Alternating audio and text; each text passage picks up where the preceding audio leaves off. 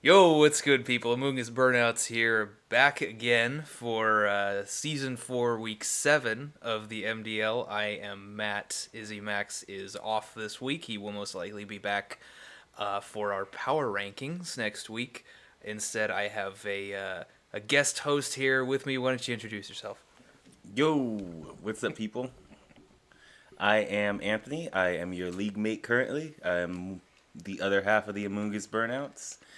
And we're going to talk about how amazing I am for like 3 or 4 hours. The typical Amoongus Burnouts video. Indeed. Okay, so let's jump into the games here. Uh, First one we've got is going to be Toxic versus Tay. So this one was an interesting match. Not less so the first game. The first game just it didn't seem like there was a lot of it didn't seem all that remarkable. It was kind of like they were just kind of trading blows, and Toxic came out on top. I mean, do you remember much about the first game? Was there anything Um, interesting going on there? I mean, I remember the Serena Max on Tay's side. Diggersby had a Rindoberry. Um, you Did know, it? No, it was safety goggles. I think. see, like, Yeah. you know, honestly, we kind of laughed about this, but this first game was kind of like turns were passing, damage was being done, and at the end of the day, like one mon had to be standing, I think it and was just a Scavalier. yeah, Yeah. and I mean that's Toxic won that one, but Game two was a little bit but game more. two, Uh, well, okay, so it took Toxic a little while to realize that his trick room mode here was his best play. I mean, into Tay's six or into Tay's whole draft. Really, Tay's team it struggles a lot of the time to deal with opposing trick room. Like, he has some tools that can help stop some trick room modes some of the time, but this is just one of those times where his opponent's trick room mode just kind of goes unchecked. hmm And then Toxic realized that for game two, and he just led with Indeedee Slow King. For the first time this season, in week 7, we get to see the Slow King, which was quite nice. I guess we should have mentioned we also saw Physical Necrozma in game 1. yeah. It didn't do too much. It got off a couple of max moves, and then a Scavalier was left standing. But probably not the week for Physical Necrozma. I mean, But when you have Intimidate on the team preview, typically not the week if you can run yeah, something mixed. I've been wanting to see it. Yeah. Obviously, been wanting to see Physical Necrozma and Slow King. I don't think this was the week for Physical Necrozma, but it was absolutely the week for Slow King. All right, so let me go ahead and say, because Yeah. you won't toot your own horn, so I'll do it for you. Um, you have been telling me for a while, and I agreed because we have extensive, not with the Galarian Slow King particularly, although I believe we use the Galarian form in MBC, right? No. Well, either way, we've used Slowbro and Slow King a lot, Yes. and Yes. that with redirection is amazing. Um, and Especially in Indeedee. yeah, especially with Indeedee. And what we saw was he finally took Matt's advice. And I mean, it only turned out that he got a 4-0 and didn't even need a Dynamax. Yeah. That it was kind of ridiculous, the matchup that mode had in Tay specifically. I thought it was a little bit weird that he went without expanding force on either of those two. But it worked out. Yeah, I mean, Necrozma, I get it. You don't have expanding force because you're physical, no problem. Psychic Fangs is a cool move. Psyshock, I Psyshock. assume, was to hit the Misty Seed Halucha. Which worked great. It worked. I feel like double expanding force is going to do just fine. Yeah. And he also didn't have expanding force on the Slow King, which I found a little bit questionable. I liked some of the coverage moves. The flamethrower was probably my favorite move that it had on it, because it's going to have a hard time hitting Jirachi, of course. You want to have at least some kind of neutral move for Zoroark, although you got a Scavalier, so like kind of who cares. Yeah. But I probably would have liked to see an expanding force on there. I felt like he got a little bit too fancy with the coverage moves. Sludge Bomb over expanding force, like it did its work. It hit the Tapu Fini. I think Expanding Force is generally better. The Ice Beam for covers for Dragonite Makes sense. seems fine. I probably would have had Expanding Force Still over over that that, too. yeah. I guess maybe you're worried about fire moves coming out from Dragonite. It gets, Fire Punch and Flamethrower. But Didn't even matter. We didn't even get to see a Scavalier. right, yeah. So What do we I'm getting a know? little nitpicky here, but Yeah, what do we know? He 4-0'd him. He didn't even need to switch out. yeah, it ended well. The Trick Room mode into Tay was extremely good. Probably would have liked to see it game one as well. You might have he ended with a pretty high differential. Might have been higher if he just went with the Trick Room Yeah. mode the entire set. So, but I do love that lead Crobat Diggersby, though. Probably not the Yeah. week for it, but I love that lead. it's a good combination. I also would like to maybe see the Crobat with, since it did have Screech on it. I know I think he's run Screech one or two other times so far, which is a good move given what he's putting it next to. But I would also like to see the Crobat next to some of his other physical threats like Zapdos or Necrozma. Obviously, Diggersby is the most Yeah. it's the most obvious choice for a Crobat partner that he has. But Screech still works good with all that other shit. So.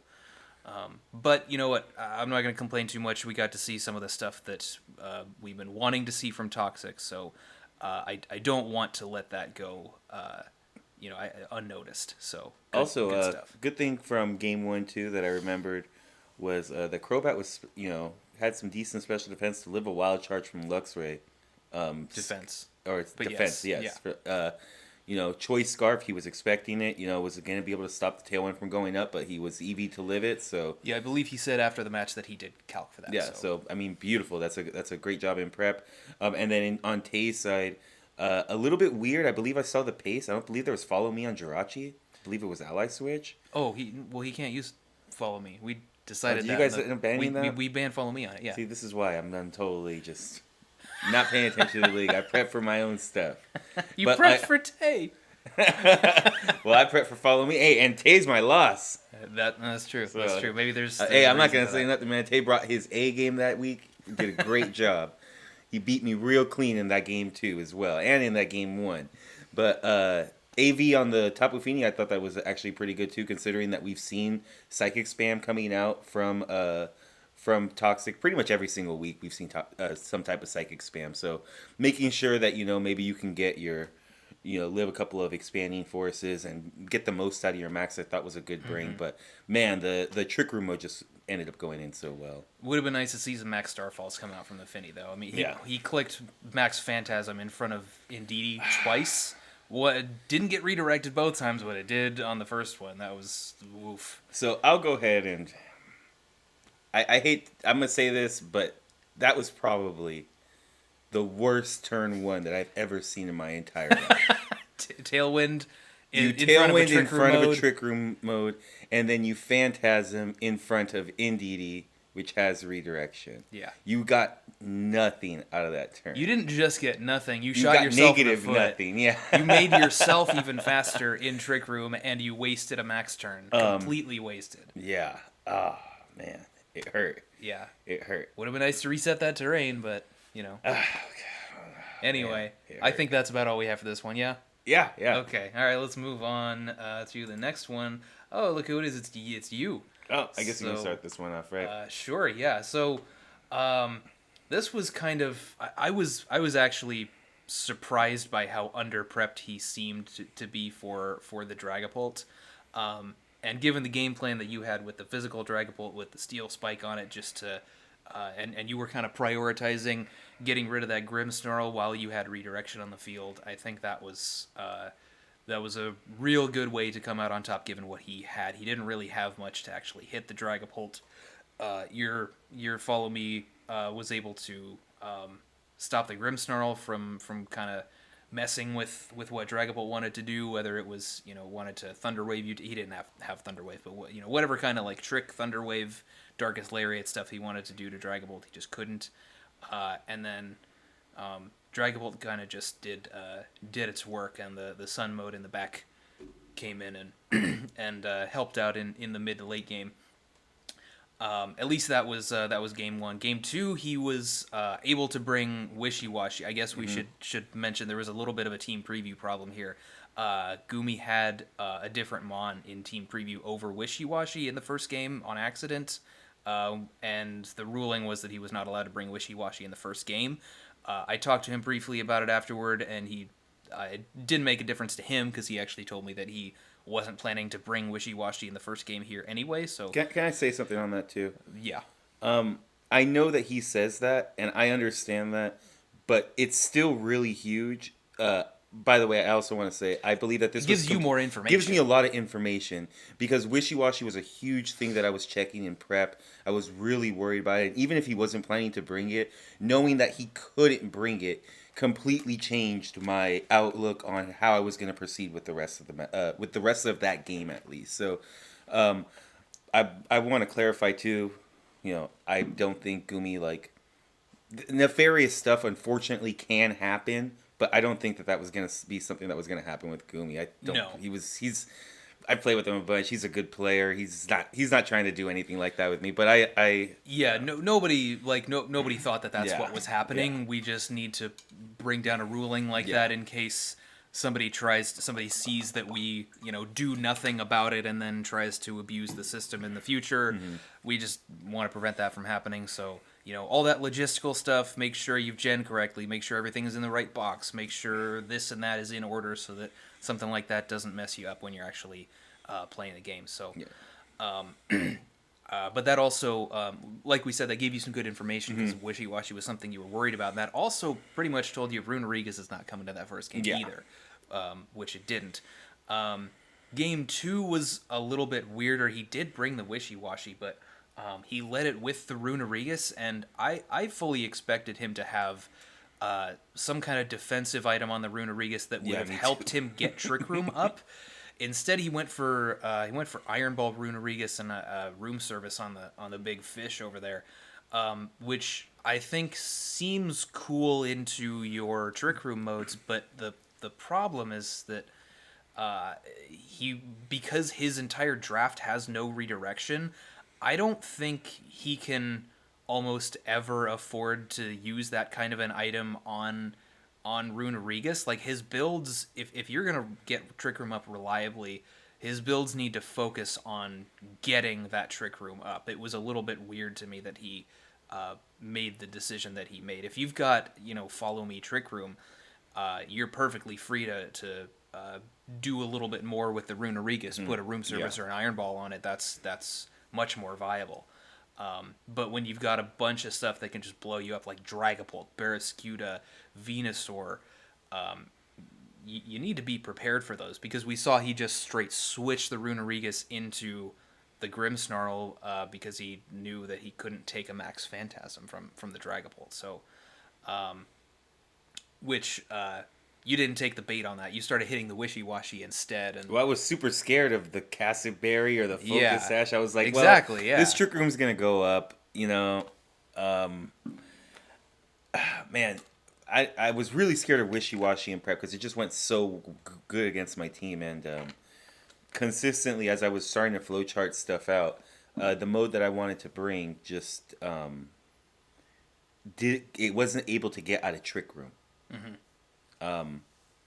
Every time there was no way for me to figure out 3 turns in Trick Room and coming out of there alive, let alone 5. yeah.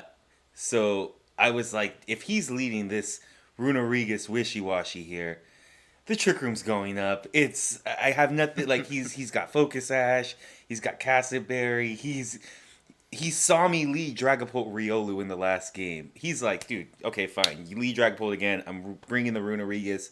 I'll get Trick Room set up in your face, and then I'll go in on you with the Wishy-Washy. So I was like, man, I can't let this Wishy-Washy have full health going into Trick Room. I have to do something about it. And he switched it out.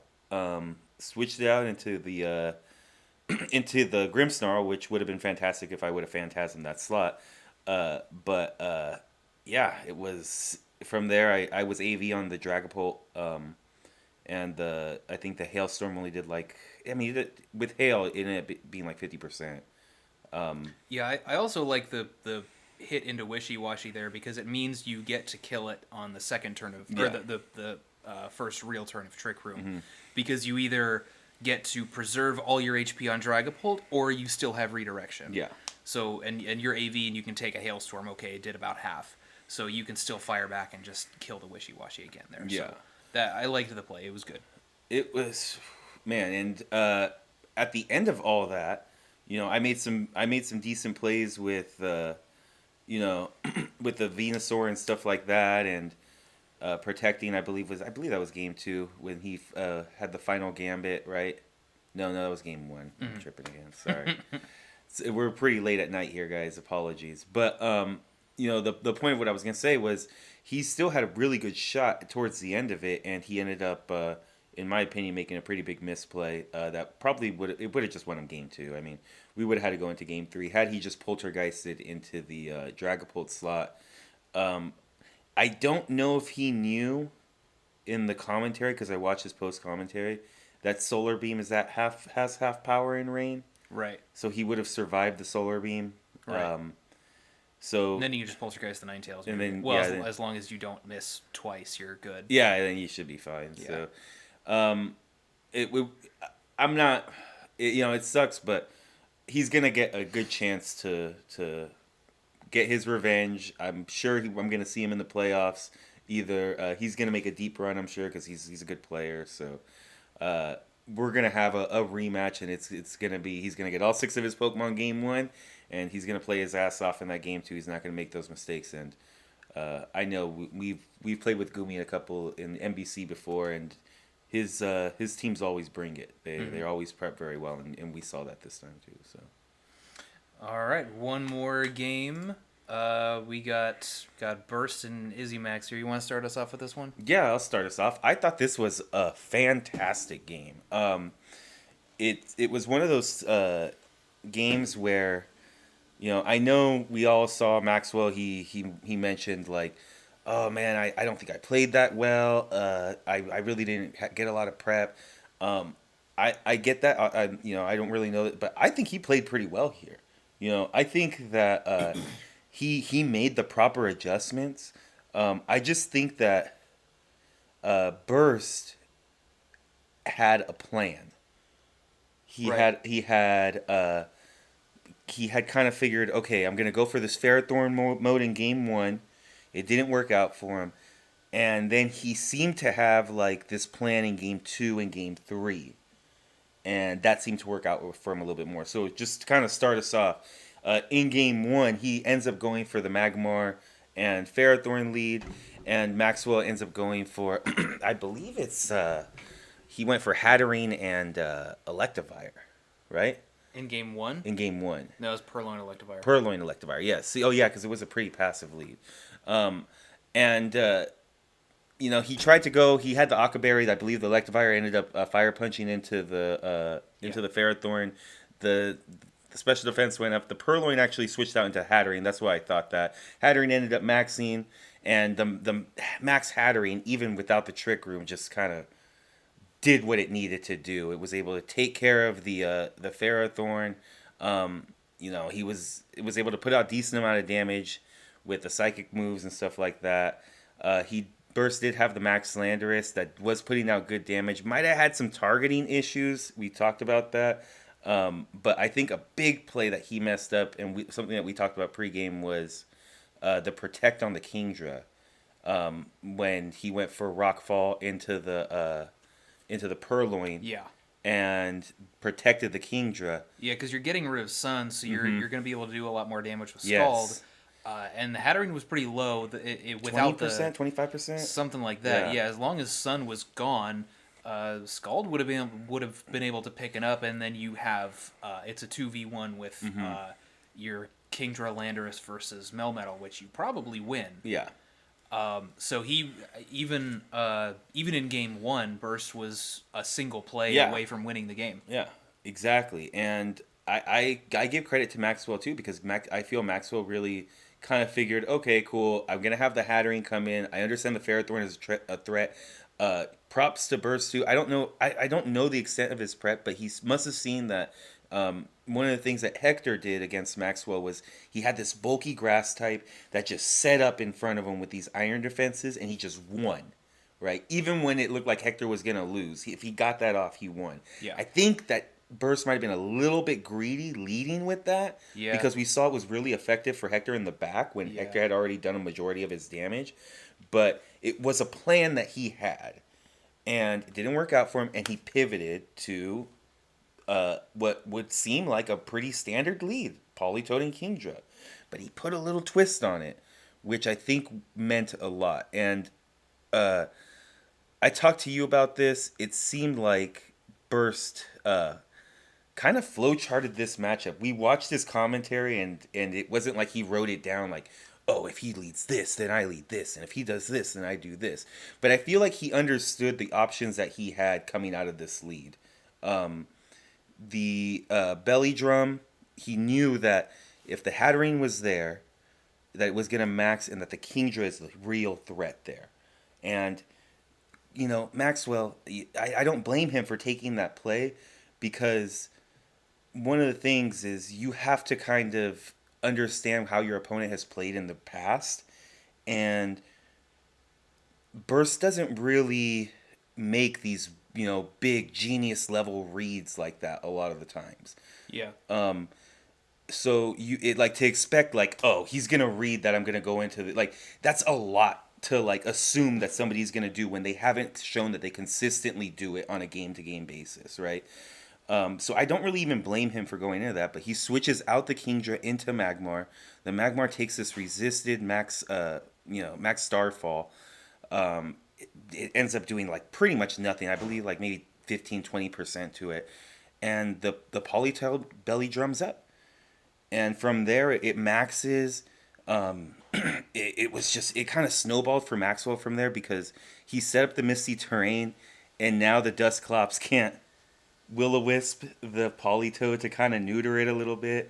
Did it have Will-O-Wisp? I don't remember. I believe it did. I Okay. thought I saw that it did. I could be wrong. But either way, the Magmar was in front of it as well. So, like, you can't... It was real tough. Then the Mindstorm to kind of override the terrain so it can kind of give it to him. It doesn't knock out the Magmar because the Magmar's still bulky.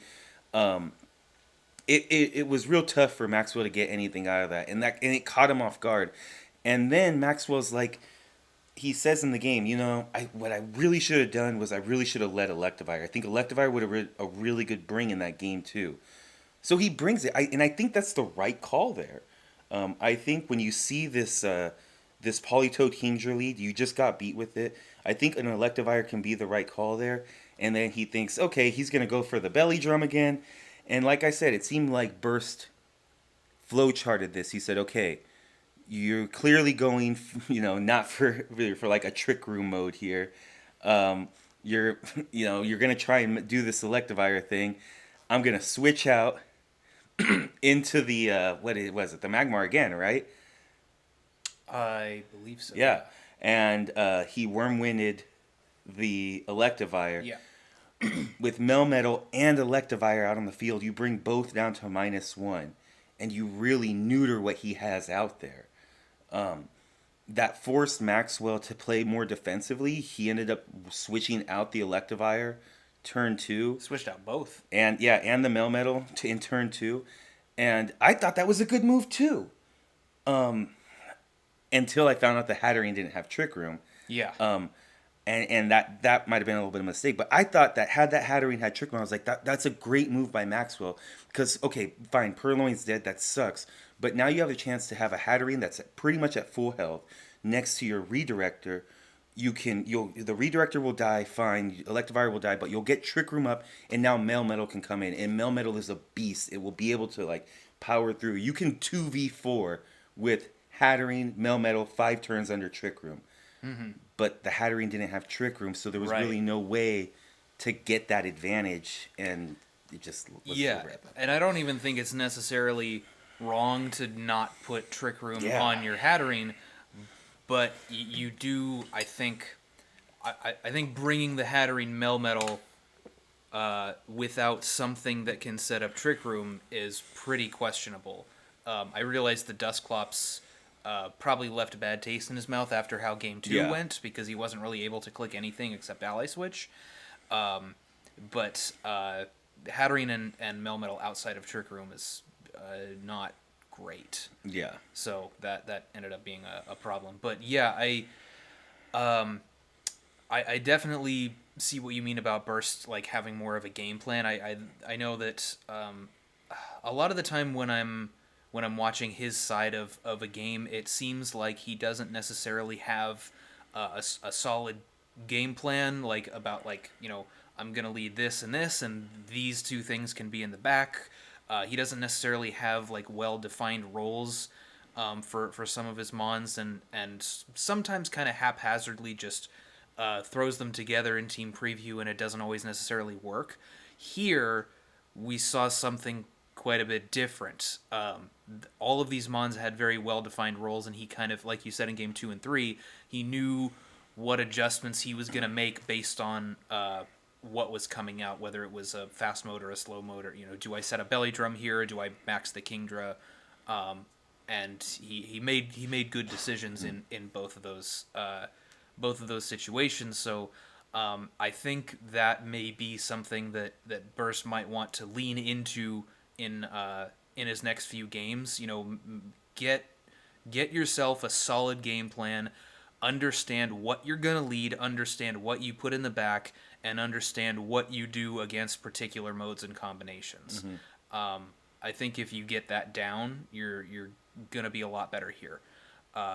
We saw that had quite a bit of success here, so I like that a lot. The other thing I'll say about I'll say for Burst's play is that overall his play is good. But the only critique I really have is when you're thinking about protecting something, think about what you actually get out of that protect, and think about how threatened that mon actually is.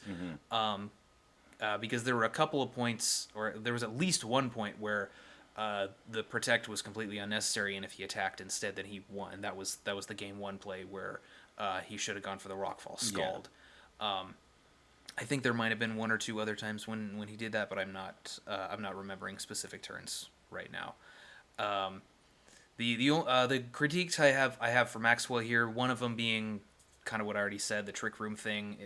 It's you need to. I think with this kind of a mode, not bringing trick room with the hat mail metal is kind of questionable, and it probably would have helped him out if he was in a better position, assuming he wasn't facing down a +6 Polytoad. Yeah. I mean, that was a little bit rough. Also, just one other minor thing with move selection. I noticed he was clicking high horsepower a lot on on the Kingdra.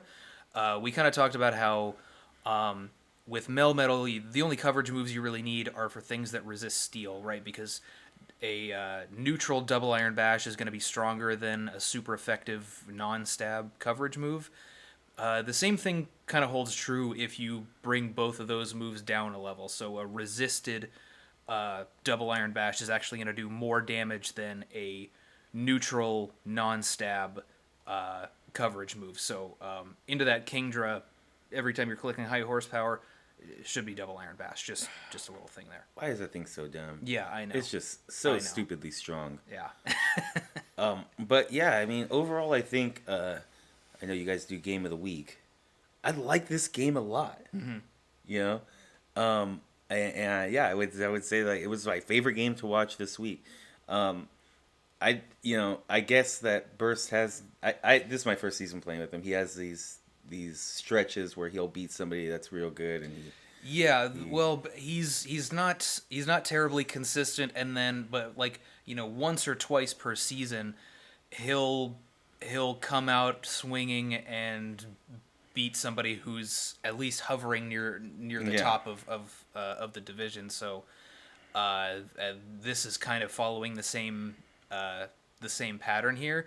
If he can kind of harness what he did here to win and keep that going, maybe the same pattern won't persist, and maybe he can pick up some more consistent wins. We'll have to see how that plays out. Yeah, I don't blame Maxwell for making a lot of the plays he made, especially if you know that he's not typically known for making plays like that. I guess I'll end with this. One of the great SoCal players, VGC players, is Gavin Michaels, and he said, essentially, one of the tougher things about Pokemon is that you have to simultaneously respect and disrespect your opponent. You have to think, well, they're not they're not dumb enough to let me take this KO, right? But also think, well, what if they do let me take that KO? Do I just let that go? And being able to weigh that and figuring out the sweet spot there is a very tough thing to do Yeah. in Pokemon. And Maxwell was like, he's not gonna make this play. Like, that's just, I mean, come on. Like, and what? So I don't blame him. Good job, Maxwell. It's all right. You're gonna bounce back. You got a good team, and great job to Burst. Congrats, buddy. Like, big win here. You got to tie together a couple more to make the playoffs, but should be good. Indeed, yeah, it's a bit of an uphill battle for him to get into a wild card slot, but Yeah. he can still do it. So Yeah, a couple of scrubs on his schedule. Yeah. This guy Anthony, yeah, it should be easy. Yeah. He'll be good to go. Any closing thoughts for this week?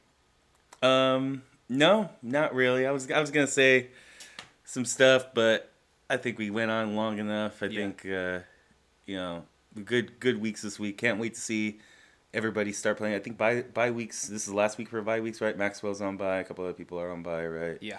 So it's gonna be good that once we get out of the bye week and we start going to playoffs, it's gonna be fantastic. Yeah. So this is also our last weekly breakdown before the second power ranking video. So we're not going to be doing one of these next week. We've got the whole crew back together for week 8 power rankings. So stay tuned for that. Good shit. All right, see you guys.